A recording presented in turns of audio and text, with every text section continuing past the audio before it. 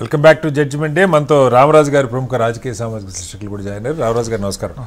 రామరాజు గారు, ఇప్పుడు దాకా హర్యానా గురించి డిస్కస్ చేస్తా ఉన్నాం. సరే, హర్యానా ట్రెండ్స్ మారుతూ ఉన్నాయి, ఏమవుద్దో చూద్దాం. ఒక్క రౌండ్ మనం జమ్మూ కాశ్మీర్ విషయానికి వెళ్ళొద్దాం. రామరాజు గారు, వాస్తవానికి ఆర్టికల్ 370 రద్దు తర్వాత పార్లమెంట్ ఎన్నికల్లో జరిగినాయి మనకి.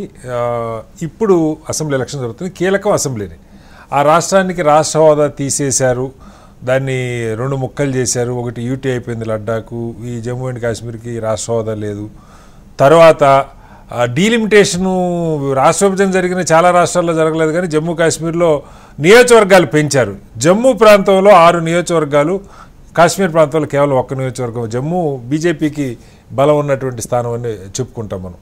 సో స్థానాలు పెంచారు. అక్కడ లెఫ్టినెంట్ గవర్నర్కి ఒక 5 స్థానాలు నామినేట్ చేసే అవకాశం ఇచ్చారు పార్లమెంట్ అసెంబ్లీకి. సో అక్కడ 90 కాదు, పెంచిన ఒక 7, ఎల్జీది ఒక 5, మొత్తం 12 స్థానాలు అదనంగా యాడ్ అవుతున్న పరిస్థితి. సో ఎవరు గెలవాలన్నా 48 స్థానాలు రావాలి కరెక్ట్గా. ఇప్పుడు ఈ క్షణానికి మనకి నేషనల్ వీటి ప్రకారం కాంగ్రెస్ ఎన్సీ 48 స్థానాల్లో ఉంది. మరి అక్కడ ఆర్టికల్ 370 తర్వాత అభివృద్ధి జరిగింది, పెద్ద ఎత్తున ఉద్యోగాల కల్పన జరిగింది, ప్రజలు అదే కోరుకుంటున్నారు అని చెప్పినటువంటి మాటలు ఎలా అర్థం చేసుకోవాలి?